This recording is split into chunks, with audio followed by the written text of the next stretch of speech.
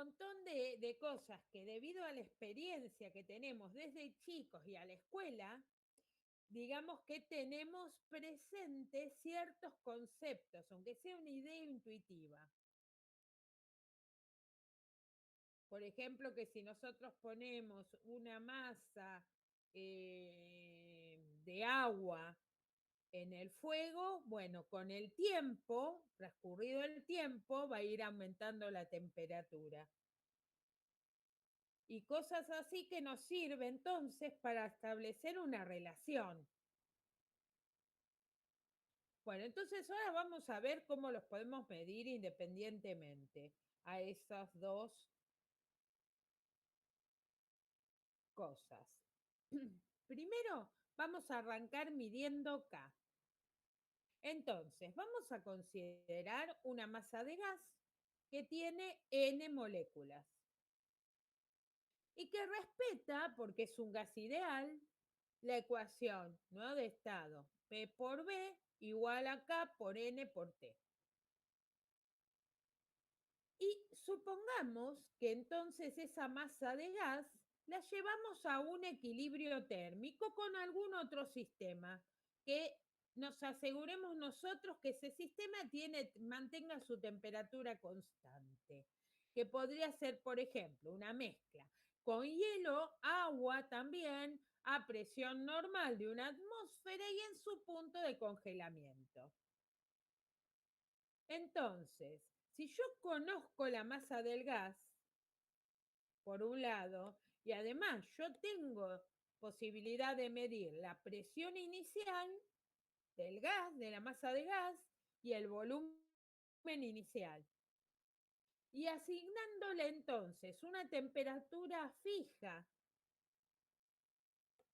digamos una temperatura a una temperatura, el valor arbitrario, un valor arbitrario, T, entonces ahí K me quedaría como P0, despejando, ¿no?, de la ecuación anterior, de la ecuación de estado de los gases ideales, me quedaría P0 por B0 sobre N por T0.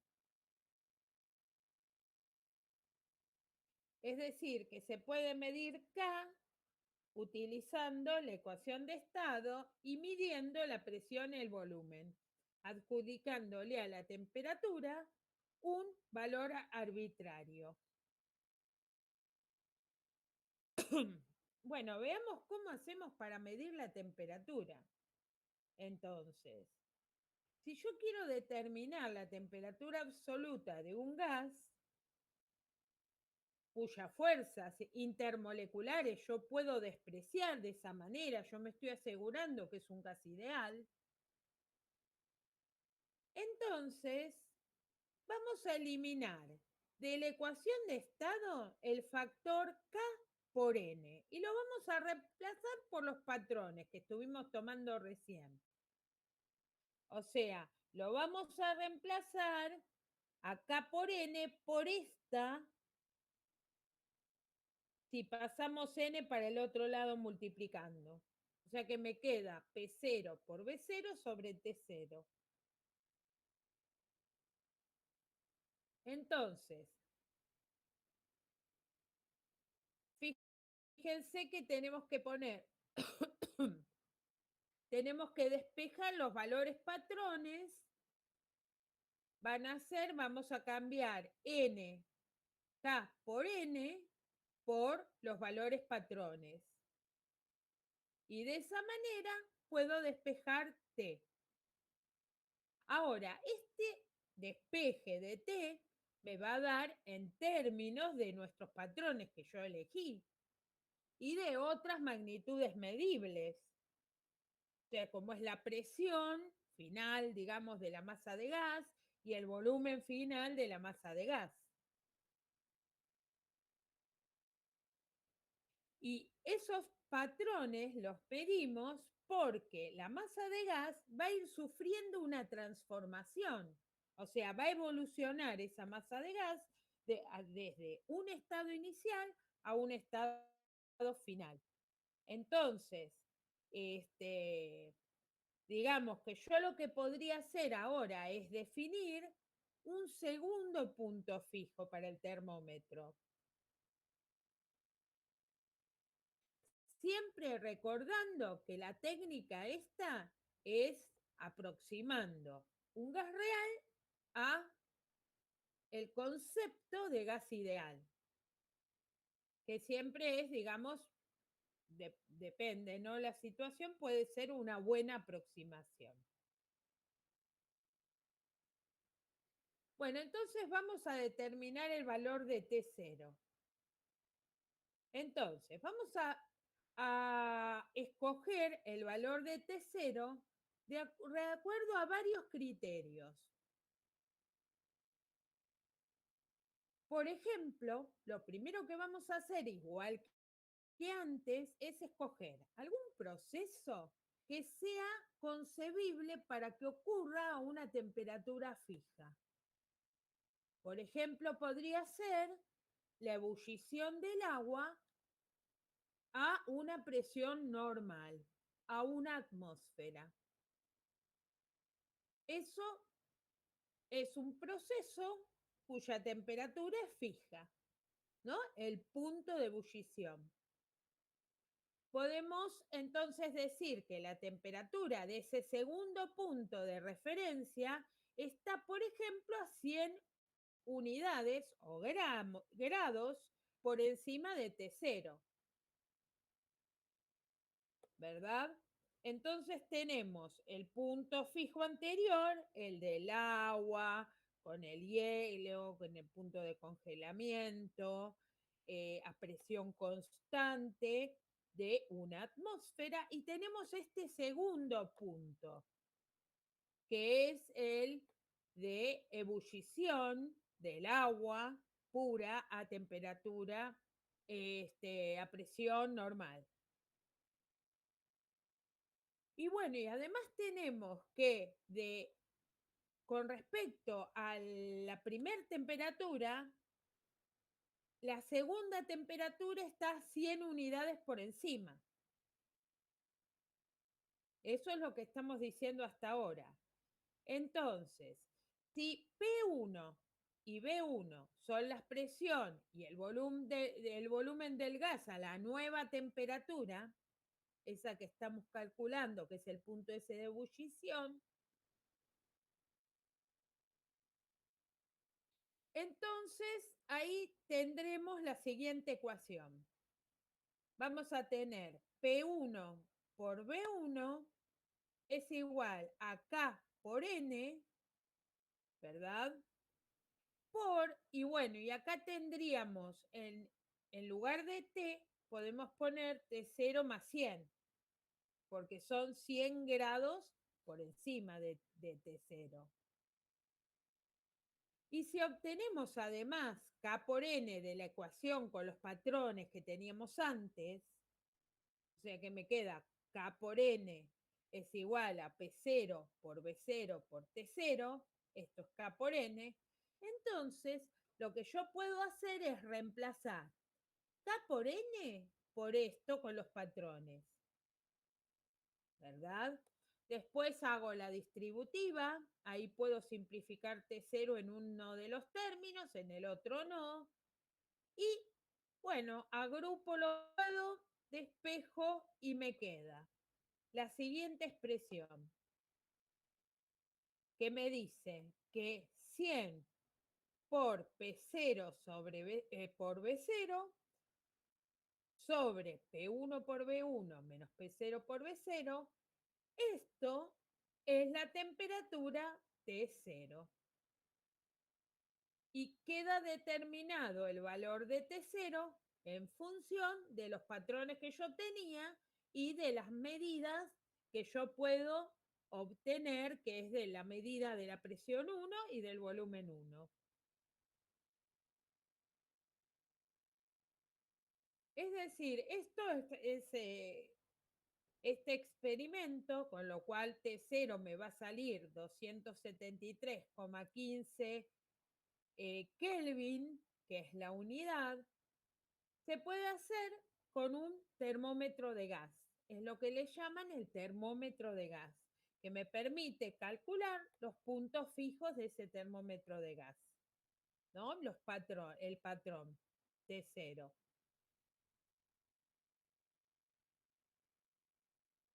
Bueno, otra de las magnitudes físicas importantes, porque es una variable de estado.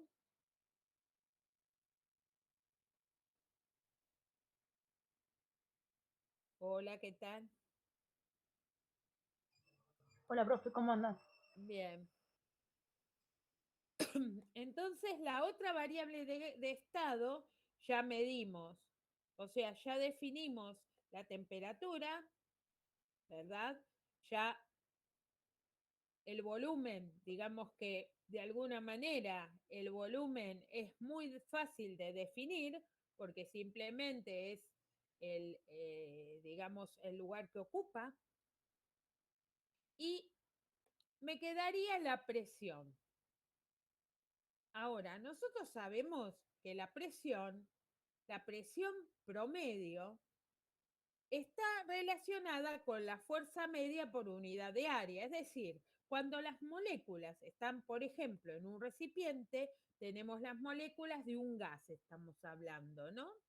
Entonces, están en un recipiente, estas moléculas, de alguna manera, están interactuando con las paredes del recipiente mediante los choques que realizan contra esas paredes del recipiente.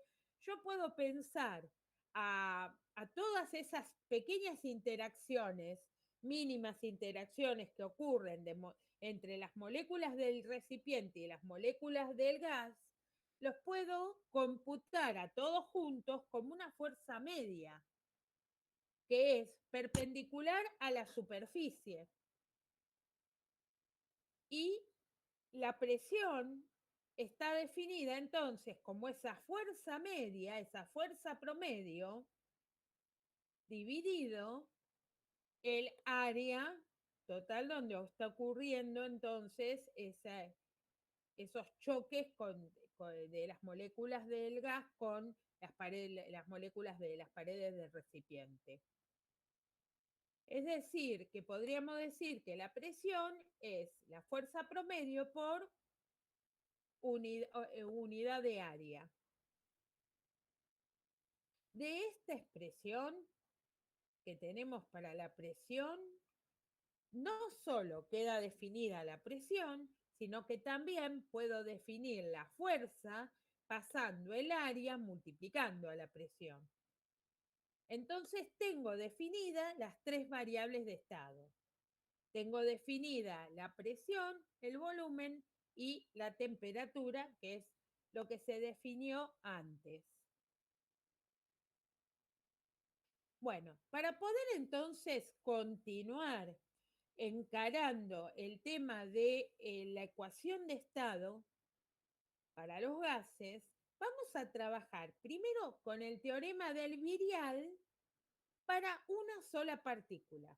Después vamos a hacer la generalización del teorema del virial, pero para muchas partículas.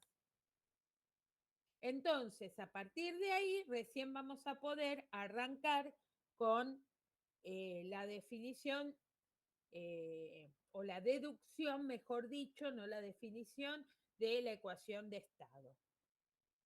Bueno, en primer lugar, fíjense, este teorema del virial requiere que yo defina una magnitud escalar que vamos a llamar virial de la partícula.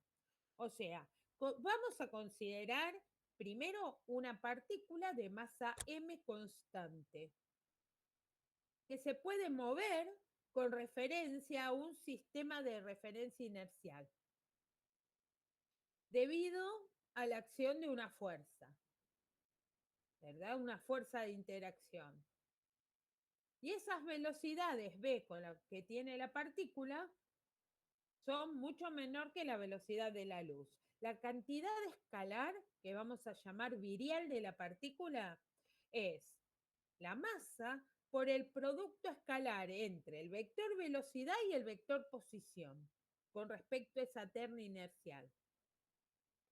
Si yo tomo la derivada temporal de esta cantidad, me va a quedar que la derivada de A respecto del tiempo es, bueno, como la masa es constante, entonces la masa no es problema para mí, la dejo siempre como una constante, pero esto es un producto, así que yo tengo que utilizar la derivada del producto para poder derivar esto.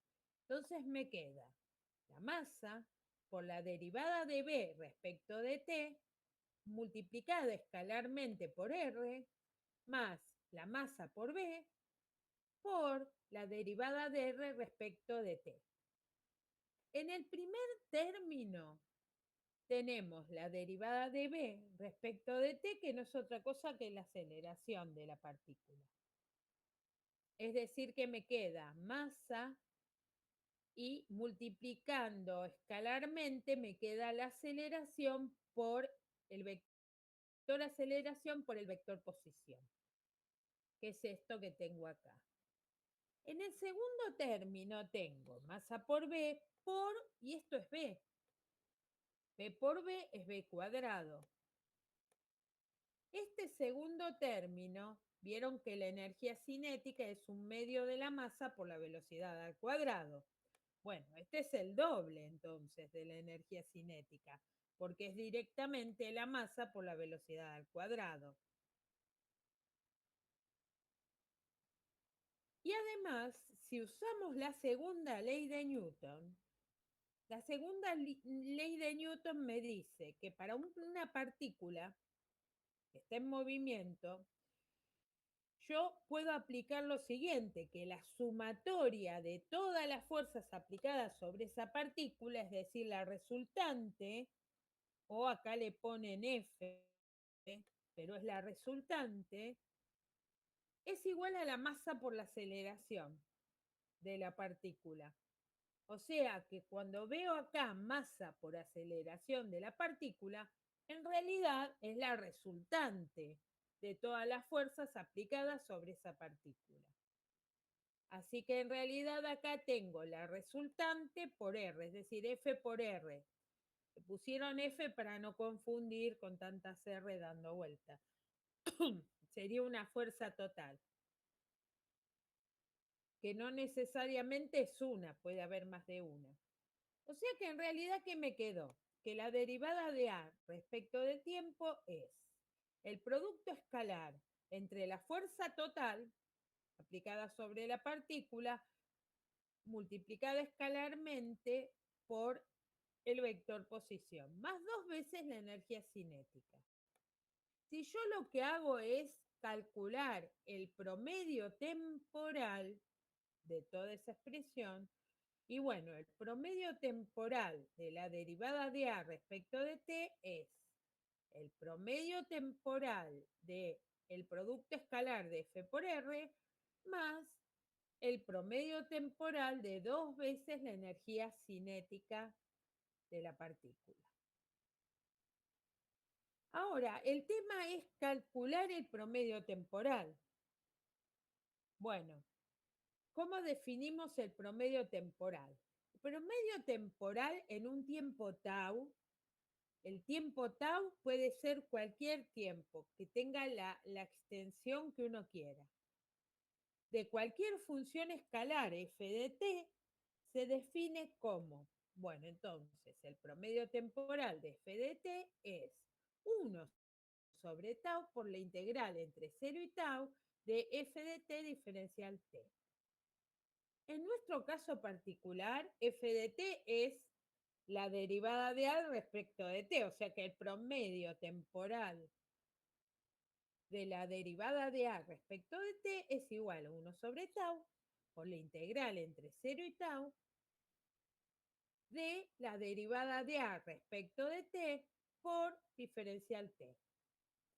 Puedo tachar diferencial t, con lo cual me queda la integral entre 0 y t de diferencial de A y una constante multiplicando adelante. Bueno, diferencial de A, la integral de diferencial de A entre 0 y tau es A menos A0. Entonces me queda A menos A0 sobre tau. Bueno, si yo pienso que el tiempo puede ser tan grande como yo quiera, lo suficientemente grande, y esta cantidad A menos A0 puede ser acotada, ¿m?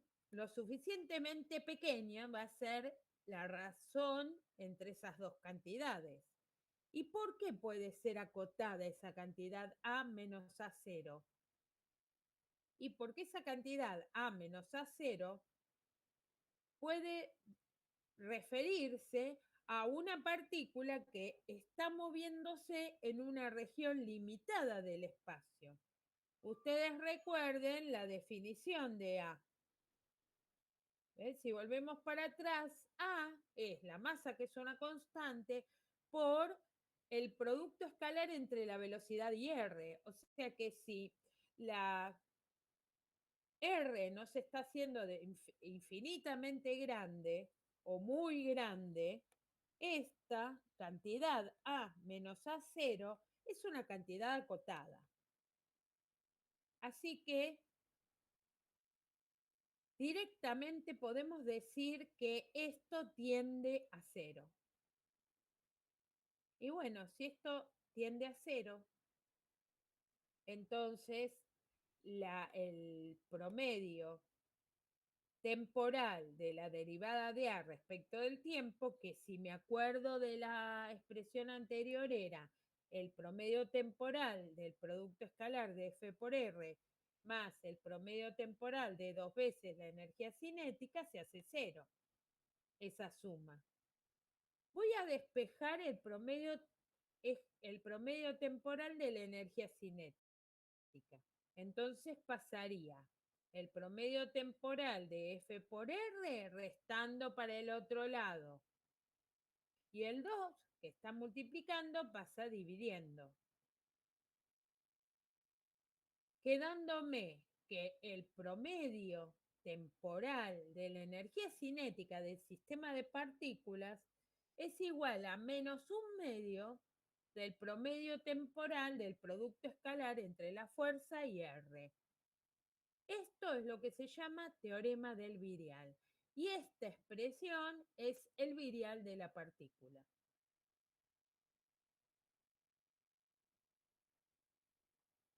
Bueno, a ver, pensemos entonces ahora un teorema del virial para varias partículas. Para que no se haga muy pesada la cuenta, vamos a trabajar con dos partículas, ¿verdad? Entonces tenemos dos partículas, que es un sistema que se está moviendo con referencia a un observador inercial. Entonces tenemos una masa 1, tenemos una masa 2, las partículas pueden interactuar, es decir, que pueden interactuar con fuerzas F1,2, que es la fuerza sobre la partícula 1 debido a su interacción con la partícula 2, o fuerza 2,1, que es la fuerza sobre la partícula 2 debido a la interacción con la partícula 1, que son fuerzas iguales y de sentido contrario.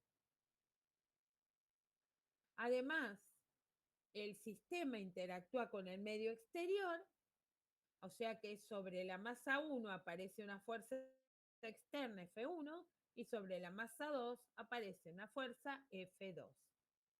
Entonces, en este contexto vamos a definir una cantidad escalar A, que es la ampliación de la misma cantidad que habíamos visto antes, pero ahora llevada a dos partículas. O sea que A va a ser M1 por el producto escalar entre B1 por R1 más M2 por el producto escalar entre B2 por R2.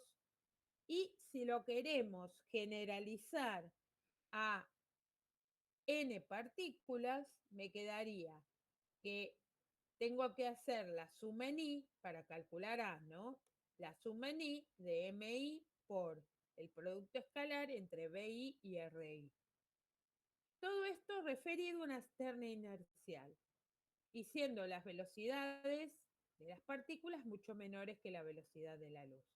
Si hago la derivada temporal de A, entonces me queda igual que antes m1 por la derivada de b1 respecto del tiempo por r1 más m1 por b1 por la derivada de R1 respecto del tiempo. Y lo mismo con masa 2.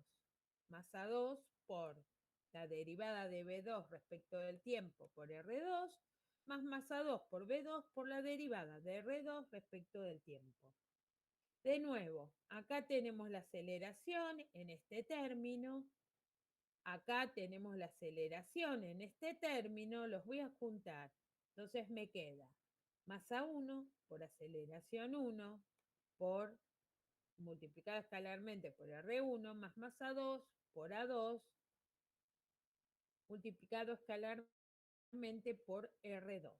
Y después me queda acá M1 por B1, que es B1 al cuadrado, y acá me queda M2 por B2, que es M2 por B2 al cuadrado.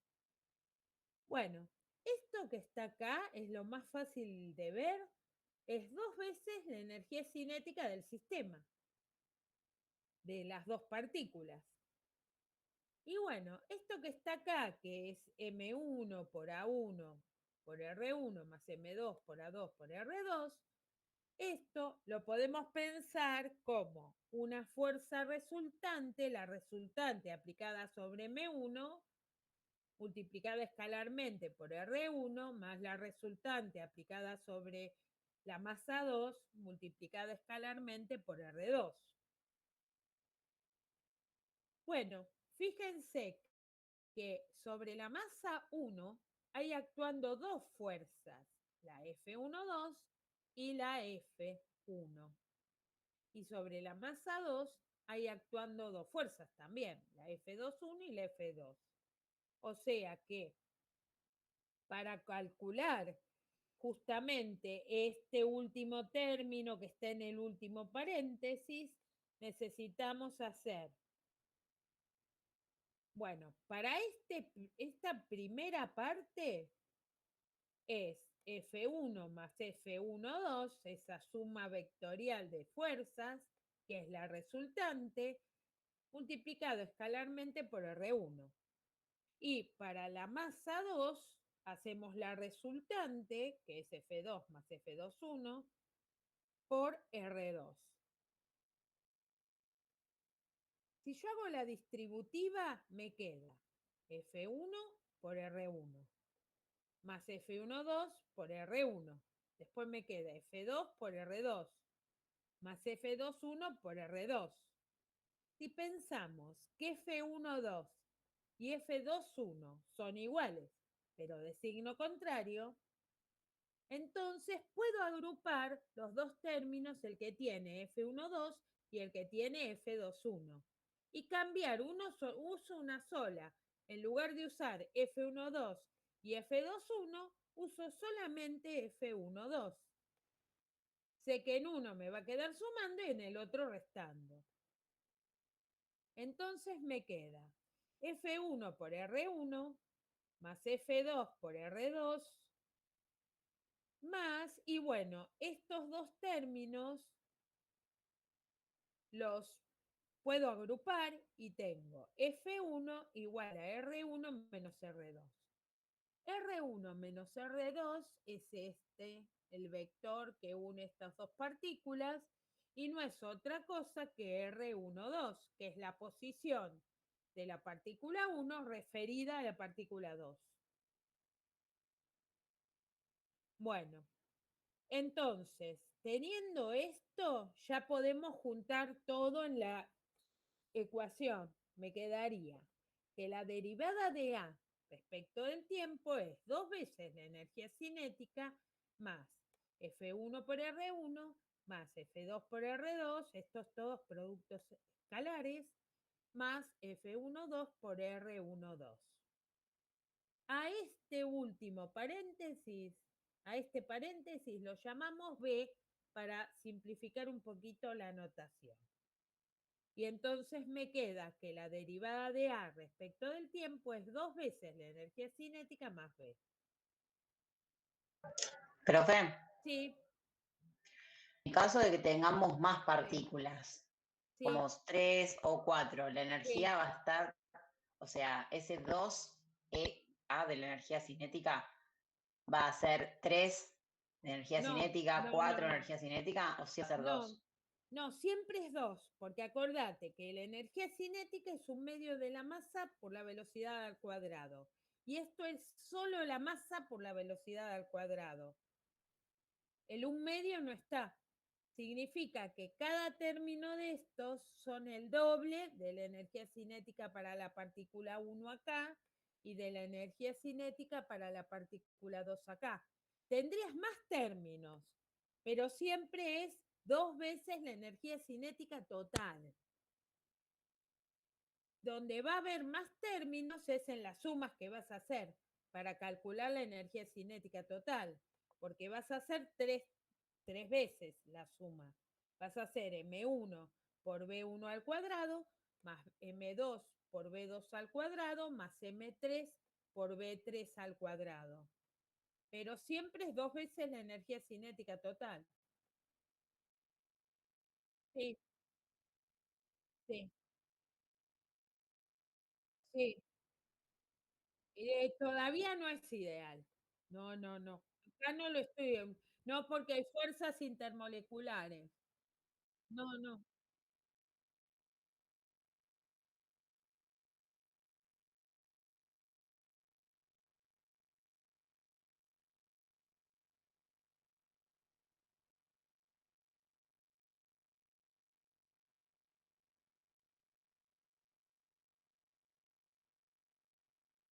Claro, claro. Pero yo ahora estoy generalizando. Mira, es así. Estoy generalizando para un sistema. Sí.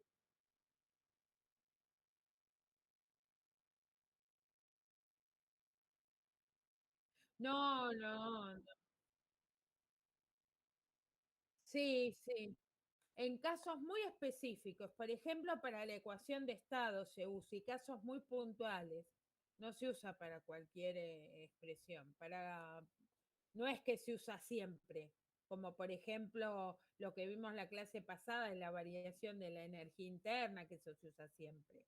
No, esta es una expresión que únicamente se usa para esto, con este fin, ¿no? Para lograr encontrar la ecuación de estado. Claro, porque lo que vos estás relacionando es la energía cinética de las partículas con, bueno, la expresión esa que le llamábamos, digamos, el virial antes, a ver, para acá, eh, ¿dónde estaba? No, acá empezó, acá, ¿ves? En la energía cinética media de la partícula con el virial de la partícula. Lo estamos relacionando. Entonces ahora me interesa a mí relacionar la energía cinética, todavía no llegué a esa parte para relacionar la energía cinética media del sistema de partículas con el virial del sistema de partículas. Pero vamos en camino, ¿no? Ya estamos me falta el promedio temporal para poder llegar a esa expresión. ¿Se entendió?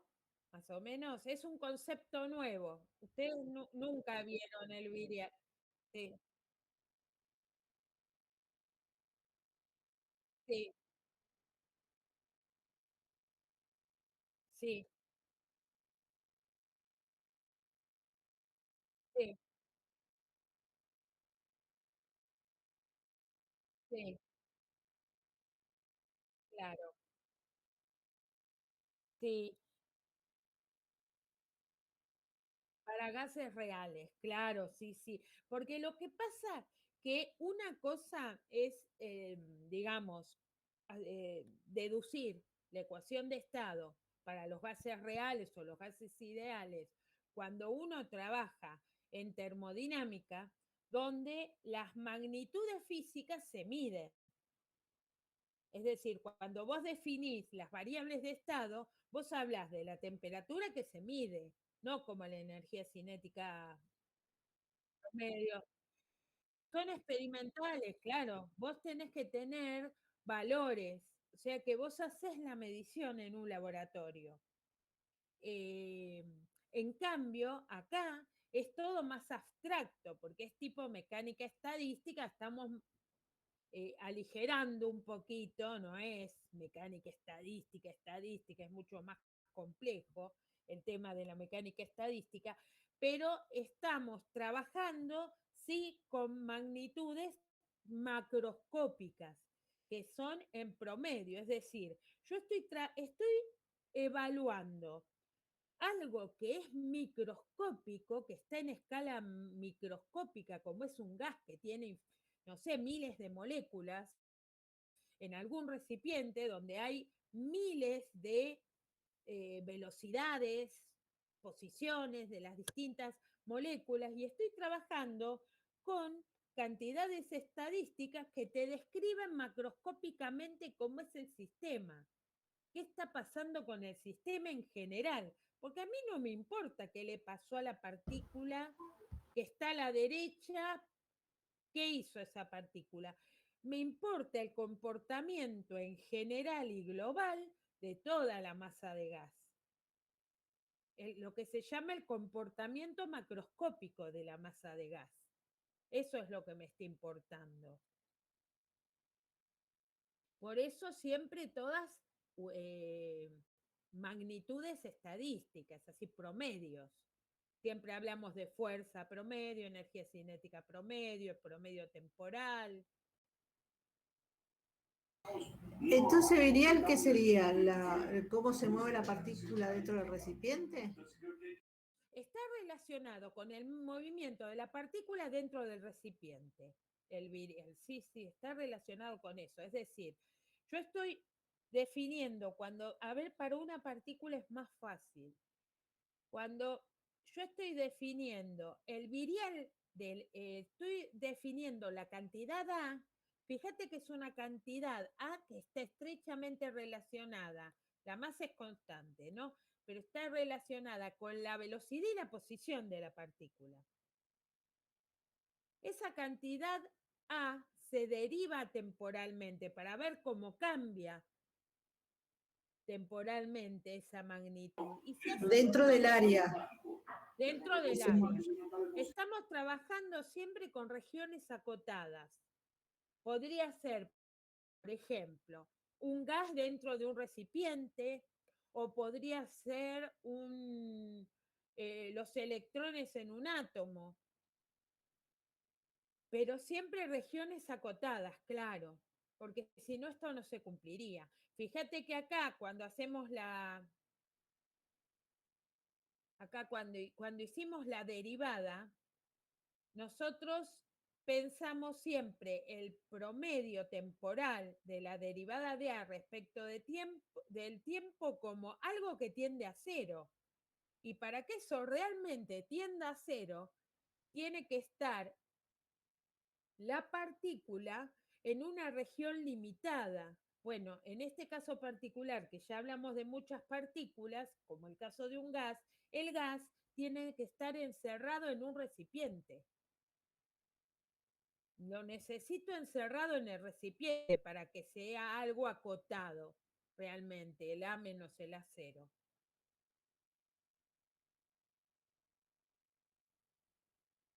Bueno, hasta acá habíamos llegado. ¿Se entendió eso? Sí, profe. Bueno, búsquenlo. Pensé que ya lo tenían a mano. Ahí está. Bueno, entonces, ahora llegué a que la derivada de A respecto del tiempo es 2 veces la energía cinética de todo el sistema más una cantidad B. Bueno, entonces, ahora vamos a hacer el promedio temporal como lo hicimos antes. Entonces, tomo el promedio temporal y me queda que el promedio temporal de la derivada de A respecto del tiempo es 2 veces el promedio temporal de la energía cinética de todo el sistema más el promedio temporal de la cantidad B. Y si usamos la definición, yo sé que el promedio temporal de lo anterior que había determinado, el promedio temporal de la derivada de A respecto del tiempo es A menos A0 sobre tau. Que si entonces el tiempo tau es muy largo y A no aumenta indefinidamente con el tiempo, de nuevo, o sea, las partículas se están moviendo en una región acotada, A menos A0 sobre tau puede llegar a ser tan pequeña como yo quiera, ¿no es cierto? Casi cero, tiende a cero. Ello ocurre si el sistema está limitado, como en el caso de un gas en un recipiente. Entonces, si yo pongo el promedio temporal de la derivada de A respecto de tiempo igual a 0, va a quedar que vengo acá, si esto es igual a 0, me queda 2 veces la energía cinética más B igual a 0. Con los promedios temporales me queda 2 veces la energía cinética, el promedio temporal de la energía cinética total del sistema, igual paso B, restando, igual a menos el promedio temporal de B, que si me acuerdo era todo este paréntesis. O sea, menos el promedio temporal de F1 por R1 más F2 por R2 más F1,2 por R1,2. Si lo generalizo, recuerden que esto es el virial del sistema de partículas. Si lo generalizo para un sistema de partículas de n partículas, me va a quedar que la energía cinética promedio de ese sistema de partículas es menos 1/2 del promedio temporal de la sumatoria en I de Fi por Ri para todas las partículas del sistema, más la suma en IJ de FIJ por RIJ para todos los pares de interacción del sistema. Y esto es entonces el virial del sistema. Bueno, fíjense que acá está la energía cinética media, cosa que es muy importante. Bueno, pensemos entonces en una ecuación de estado para un gas ideal. Ahora sí voy a trabajar con un gas ideal. Entonces, vamos a pensar que ese gas está en un recipiente, que es un cubo. Entonces, vamos a poner el observador inercial en este punto O, justo un vértice del cubo. Entonces, tenemos la terna X y Z, y fíjense, la pared que está por debajo, ¿no es cierto? La pared OBAH, esta pared está en el plano XZ. Después tenemos otra pared OECB que está en el plano XY. Y otra pared OEGH que está en el plano ZY.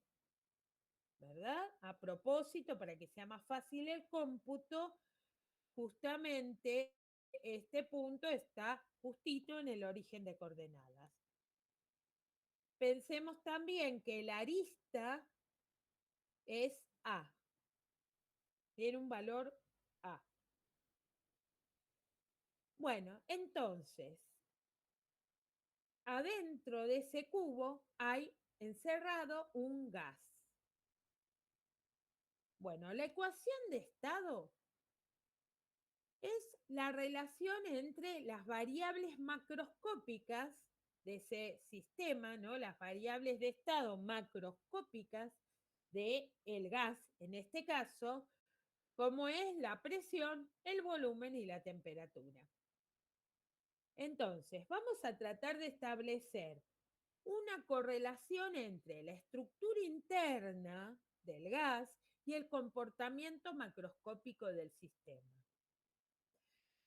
Entonces, vamos a suponer un gas compuesto por moléculas que están, todavía no es ideal el gas, escuchen bien, están sujetas a interacciones entre ellas y con las paredes del recipiente. Después vamos a llegar a lo de gas ideal. O sea, que están sujetas a interacciones entre ellas y con las paredes del recipiente, que es un cubo de lado A, como el de la figura. Entonces, lo primero que vamos a hacer es evaluar lo que es las fuerzas exteriores. ¿Qué quiere decir esto? Si estas son las paredes del recipiente, ¿verdad? Todas las caras del cubo, entonces vamos a evaluar qué es lo que pasa cuando las moléculas chocan contra las paredes del recipiente. Es decir, si yo tengo esta molécula, por ejemplo Q, está a una posición RI de O, ¿no? Del origen de coordenadas. Y la fuerza media se considera perpendicular a la pared. Bueno, entonces vamos a ir evaluando. Lo mismo pasa para todas las moléculas que choquen contra todas las paredes del recipiente, ¿verdad? Todas chocarían y la fuerza va a ser una fuerza promedio perpendicular a la pared. Entonces, una molécula experimenta una fuerza exterior únicamente cuando choca contra la pared, porque si no, no. De última serían fuerzas interiores, de interacción con las otras moléculas del gas, pero no una fuerza exterior. Entonces, para que tenga la molécula esa experimente una fuerza exterior, necesita de alguna manera chocar contra la pared del recipiente y rebotar. Estadísticamente podemos suponer entonces que esa fuerza es perpendicular a las paredes. O sea, estamos hablando siempre de conceptos estadísticos, conceptos macroscópicos. Entonces, pensemos que la partícula llega a este punto. Fíjense que el punto P está en la pared que llamamos OEGH. La fuerza, como es perpendicular a la pared, viene a ser paralela al eje X. De esa manera, primero y principal, tendríamos una fuerza paralela al eje X que la puedo escribir como una fuerza media FI igual a UX por FI. ¿Por qué UX? Porque justamente el versor me está señalando, el vector unitario me señala la dirección de la fuerza, paralela al eje X. Y además, la posición X vale 0. Entonces, cuando yo quiero calcular, porque tengo que calcular, el producto escalar entre la fuerza y la posición, ¿se acuerdan que venían de las fórmulas anteriores, no? Teníamos que calcular de acá. Para las fuerzas externas, teníamos que calcular, si estamos haciendo el cómputo del virial de la partícula, del sistema de partículas, tenemos que computar, por un lado, la sumatoria para las fuerzas externas y las internas. Bueno, acá esto es para las externas. Entonces me queda FI por RI, que vendría a ser FI por XI, pero como XI es 0, porque el punto está justamente en el origen, si nosotros lo llevamos ahí al origen, fíjense que en X es 0 la coordenada X. lo extrapolamos al origen, es 0. Entonces tenemos FI por RI, este producto escalar, me da FI por XI, que es igual a 0. Eso quiere decir que la pared OEGH no contribuye al virial, porque va a pasar lo mismo para todas las moléculas que estén en esta pared. Siempre la cuenta va a ser la misma. La fuerza media por 0, porque vale 0 la coordenada. Bueno, si pensamos en esta otra pared, ¿verdad? O, E, C, B, de nuevo, la fuerza media es perpendicular a la pared. Ahora estaría como el eje Z, digamos que paralela al eje Z la fuerza esa media. Y Z vale 0, con lo cual el producto escalar de nuevo viene siendo FI por ZI, que vale 0. Tampoco contribuye al virial. Y veamos esta otra pared, OBAH, donde las fuerzas, ¿verdad?, son perpendiculares a la pared esa que está en el plano XZ, o sea que la fuerza media es paralela al eje y el valor de XY vale 0. Es decir, que esta pared no contribuye al virial, esta pared no contribuye al virial y esta pared no contribuye al virial. Veamos qué pasa con las otras paredes. Tenemos, por ejemplo, esta otra pared que está acá arriba, la pared GECB. Bueno, la fuerza sería perpendicular a esa pared, o sea, es paralela al eje Y, pero en sentido contrario al eje Y. Y la distancia, ¿ven?, de separación entre el origen de coordenadas y las fuerzas, el I valdría A. Entonces, para esas fuerzas, me quedaría FI por RI es igual a menos FI por A. Lo mismo le pasaría, por ejemplo, a esta pared. En esta pared exactamente igual. Es la pared BCDA. La fuerza es perpendicular a la pared, ¿verdad? Es decir, que es paralela al eje de las X. Y la distancia es A. O sea que me quedaría menos FI por A.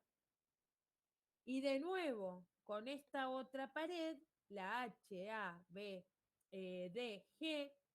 también de nuevo la fuerza es perpendicular a esta pared, o sea que es paralela al eje Z, y me quedaría menos FI por Z, que es A.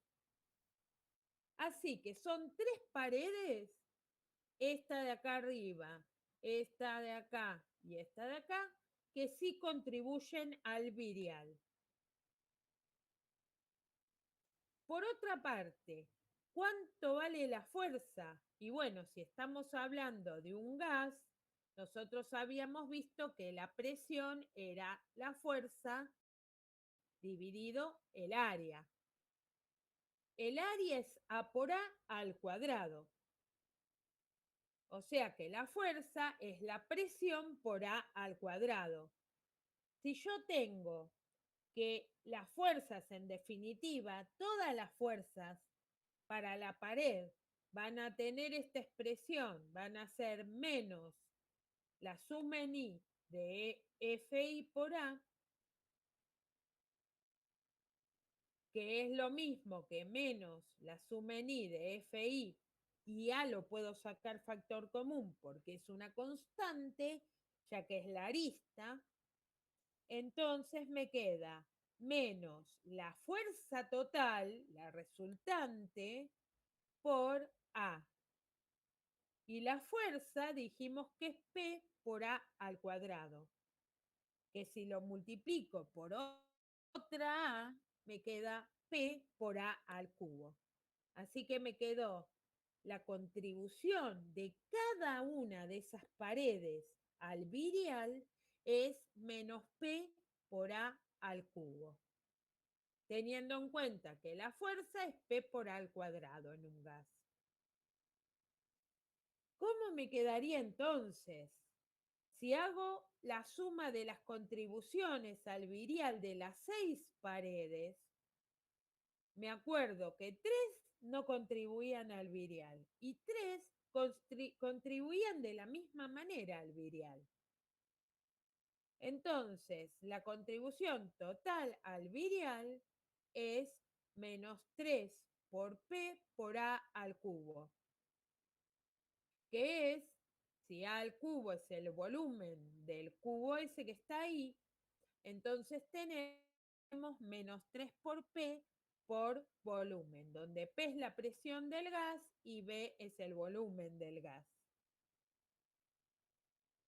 Así que si volvemos a la ecuación original que yo tenía que rellenar, que es que la energía cinética media total del sistema de partículas es menos 1/2 de la suma en I de FI por RI más la suma en IJ de FIJ por RIJ, entonces me queda el primer término que está dentro del paréntesis, me queda 3/2, ¿no? Porque acá multiplico por menos 1/2. Entonces me queda menos por menos más. 3 por 1/2 es 3/2 de P por B. Y bueno, y después me queda menos 1/2 el promedio temporal de la suma en IJ de FIJ por RIJ. Bueno, podemos despejar P por B tranquilamente. Entonces, paso sumando 1/2 de el promedio temporal de la suma en IJ de FIJ por RIJ. Y el 3/2 lo paso dividiendo. Dividir por 3/2 es como multiplicar por 2/3. Entonces me va a quedar del otro lado 2/3 de la energía cinética, o sea, del promedio temporal de la energía cinética total del sistema, más, si simplifico el 2, 1/3 del promedio temporal de la suma en IJ de FIJ por RIJ. Si yo me acuerdo que la energía cinética promedio de una partícula, habíamos visto la clase pasada, que era 1/2 de la masa por la velocidad cuadrática media, y para el caso entonces de n moléculas, la generalización me quedaría que la energía cinética, o sea, el promedio temporal de la energía cinética total de ese gas es n por 1/2 de la masa por la velocidad cuadrática media, entonces puedo igualar P por B igual a 1/3 de n por m por la velocidad cuadrática media, más 1/3 de, bueno, este promedio temporal, que es la sumatoria en IJ de FIJ por RIJ. Ya va quedando. Ya va quedando. Me falta todavía un término. Bueno, veamos qué significa por ahora esta ecuación. Primero, yo lo que estoy haciendo acá es buscando la relación, digamos, entre el producto de P por B con cantidades moleculares, como es, por ejemplo, la masa, la velocidad cuadrática media, las fuerzas interiores.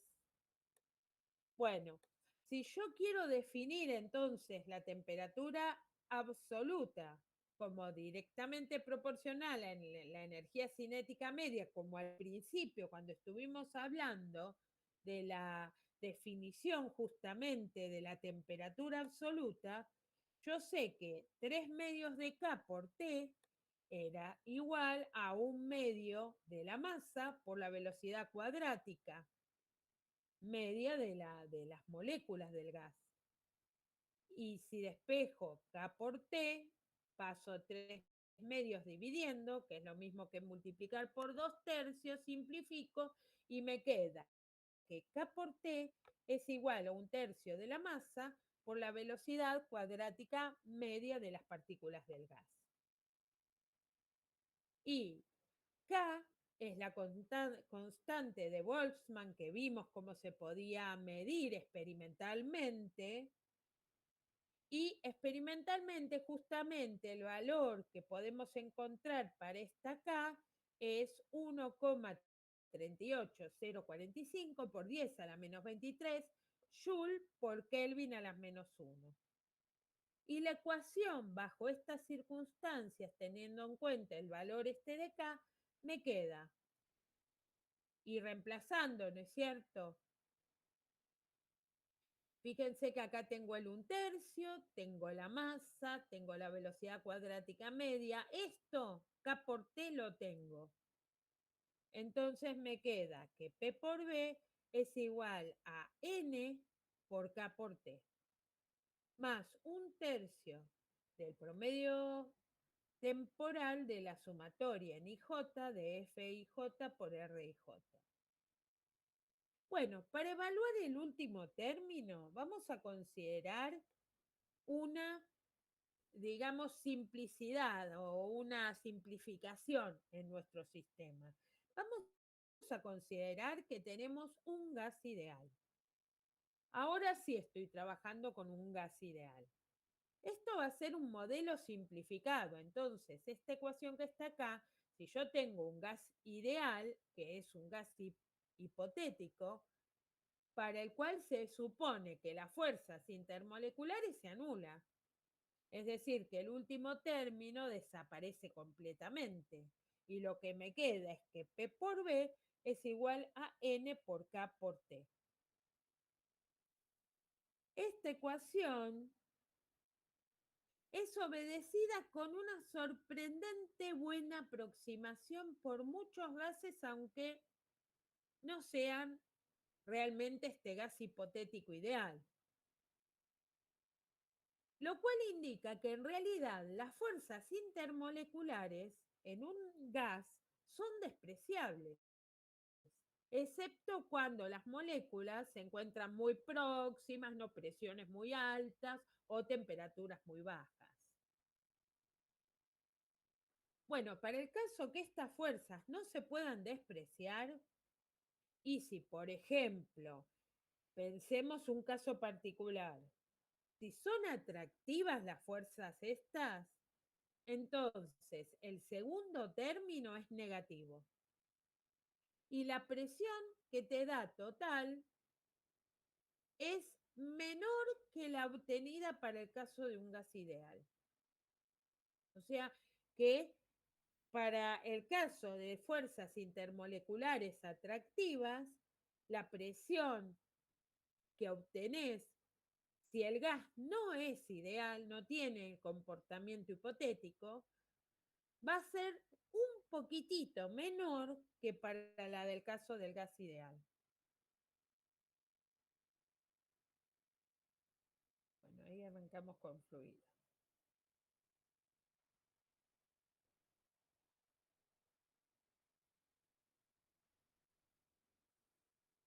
A ver, escucho las preguntas. ¿Alguna pregunta? No, profe.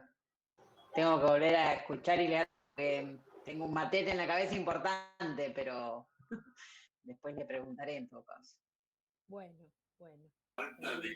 Yo lo último no entendí bien. ¿Rebota en las paredes que no rebota, se las toma en cuenta, y las que rebota no por las flechas, decía yo? No entendí bien. en general, ¿qué pasa con las moléculas de tu gas?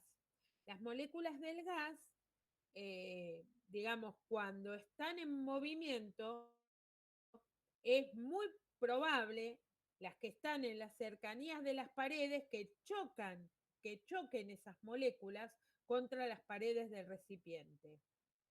Vos vas a pensar que esas moléculas, cuando chocan, realizan un choque elástico, rebotan con las paredes del recipiente, ¿me entendés? No es un choque plástico, porque si no, las paredes absorberían, son paredes rígidas, ¿no? No pueden absorber la energía digamos, de las moléculas.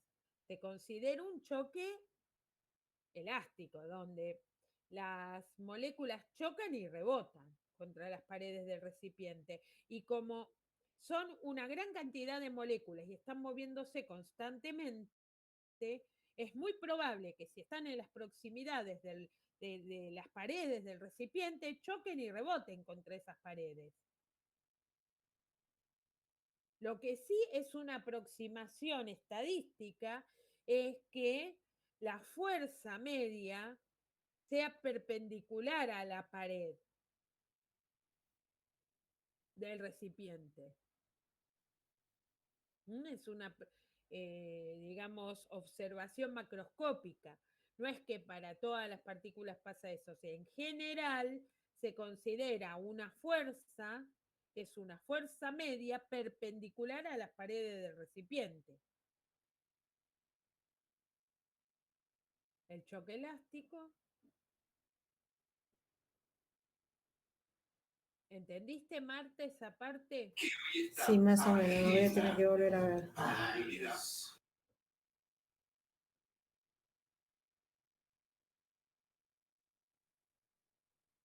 ¿Alguna pregunta?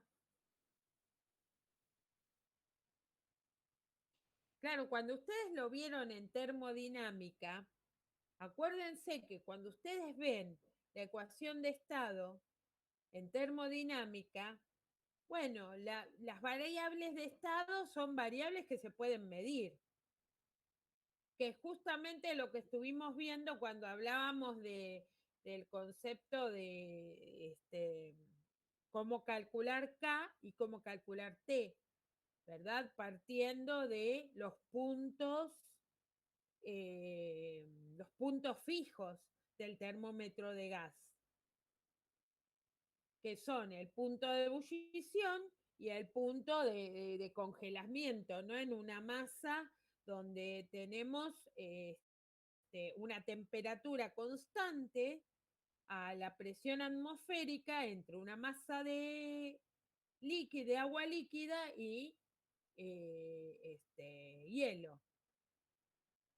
Entonces, en ese caso, puede haber una medición, hay una medición. Esas son las variables de estado termodinámicas, donde se analiza macroscópicamente también el gas, pero no estadísticamente, sino que se analiza macroscópicamente en forma empírica.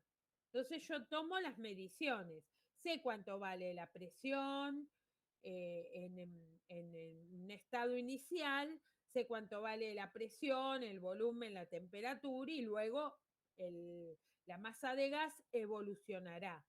Y yo lo que voy a estudiar es cómo va evolucionando, cómo evolucionan esas variables de estado, si va cambiando una de ellas, qué pasa con el resto. Eso es termodinámicamente, que eso lo vieron creo que en tercer año, ¿no? En termodinámica.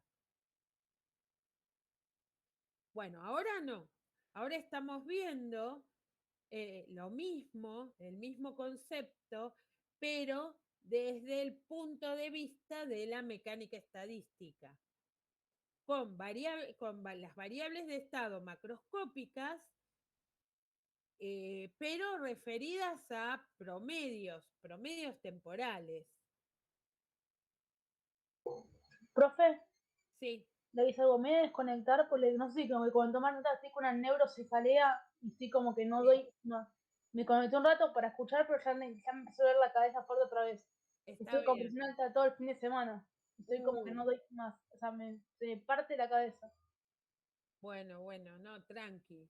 La No hice te porque me conecté un preocupes, rato, sí. pero me tira mucho la cama porque en realidad es como que la cabeza me explota. Está bien, sí, no. Cuídate, cuídate. Gracias, profe. La hizo por las dudas porque si me desconectaba así de golpe quedaba feo. La hizo por las dudas. Sí, está bien. Nos vemos. Chau, chau. Bueno, hasta luego. ¿Alguna pregunta de esto? Sí, sí,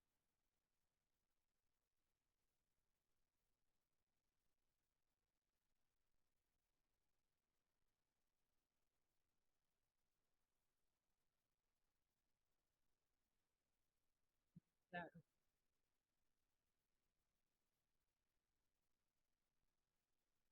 Claro,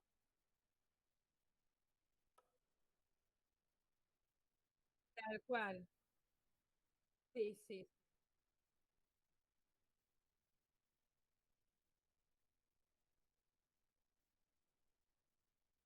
claro, tal cual. O sea, sí. Medio difícil eso, porque es arte. No es ciencia. Claro,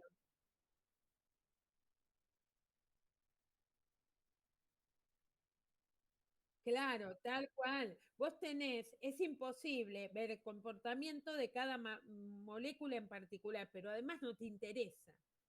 Es decir, no te interesa qué es lo que pasa con cada molécula en particular. Lo que te interesa es el comportamiento en general de toda la masa de gas. Lo mismo va a pasar cuando hablemos de fluidos, que pueden ser eh, líquidos o gases, no importa. Pero digamos, cuando yo describo las ecuaciones, lo que me interesa ver es el comportamiento macroscópico en general, que es lo que está pasando. No me interesa evaluar qué le pasa a una molécula de agua en un río donde hay una corriente determinada, eso no me interesa, no le interesa a nadie ni tampoco es posible medirlo, porque estamos,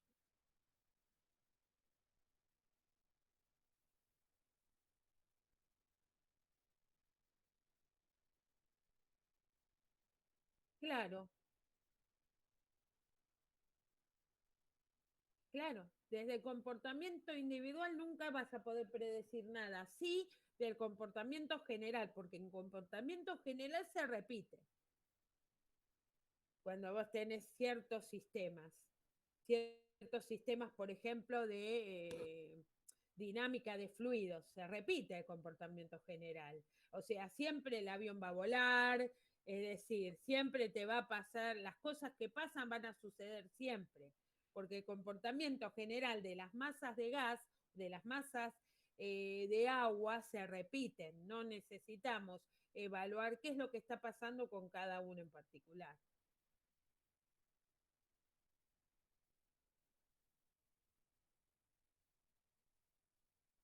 ¿Y la sumatoria de las paredes que se toma son en las que rebota o en las que no rebotó? No. En todas hay rebotes, en todas las paredes. Lo que pasa que había paredes que quedaban, fíjate, en cero, en el cero. Por ejemplo, si yo tengo, por decirte una cosa, yo tengo esta pared y tengo acá el eje. Justo si yo estoy en esta pared y acá arranca el eje, esta pared está para este eje en cero. ¿Me entendés? Cuando las moléculas rebotan contra esa pared, de hecho rebotan moléculas, pero como están a una posición cero, no me sirven. En cambio, cuando yo tengo las dos paredes, a ver ahí, las dos paredes, hay una que está en cero, pero la otra no. Entonces computo esta que no está en cero. Y lo mismo pasa para las paredes que están así. Una está en cero, pero esta otra no está en cero. Entonces solo van estas, el cómputo de estas. ¿Mm? Y lo mismo para cuando están las paredes así. una está en 0 y la otra no. Entonces, de las 6 paredes en total que vos tenés, 3 aportan al virial, pero 3 no aportan, porque están en 0. Ahora sí entendí. Por eso hay un 3 ahí adelante, que viene de las 3 paredes que aportan, con esa F por R, ¿verdad? O que esa F por R, en realidad, acordate que la F es P por A cuadrado, y la R es A, porque definimos que la arista del cubo era A. Entonces tenés P por A al cubo, que es P por B. Ahí es donde aparece P por B en la fórmula. ¿Mm?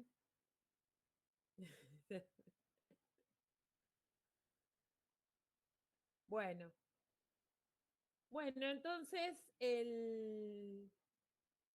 vamos, en la semana yo les voy a mandar el video, el slide de esto.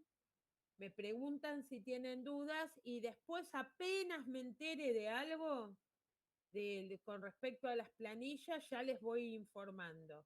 Las llevo a los colegios lo antes que pueda, como para que puedan arrancar. Los que están virtuales arranquen y los que trabajan arranquen. Ya está, que quedan solo los que tienen que ir a los colegios. Sí, perfecto, sí, sí, sí. Bueno, listo. Bueno, entonces después vamos a acordar, no, esta semana no, porque es una semana, la semana que viene, a ver, ¿vos dabas solo los lunes clase?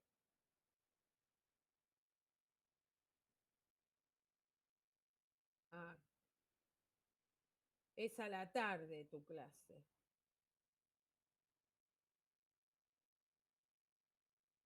Mm, está bien, bueno. Después, cualquier cosa, si puedo algún día observarte, este, te observo, pero va a estar medio complicado porque los lunes yo tengo clase. Pero bueno, vieron, porque había que tratar este, de dar los horarios en lo posible, que ustedes los pudieran agarrar y que hubiera horarios. La verdad que estuvo muy complicado este año, pero si puedo, te observo.